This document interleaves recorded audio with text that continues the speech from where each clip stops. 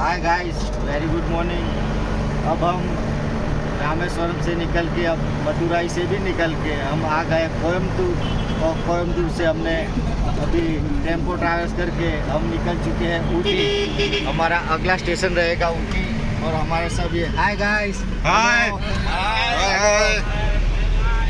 हाय, जय बोले भाई।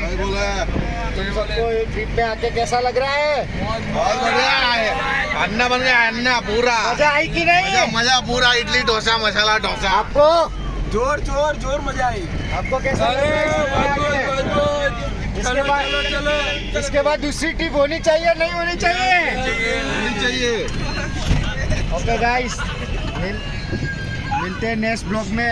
अभी हम शाम को ऊटी जा रहे हैं। ऊटी जाके थोड़ी धमाल करनी बाकी है हमारी, और उसके बाद आपको नेक्स्ट ब्लॉग में आएंगे रात को। बाय बाय, शुभ रात्रि।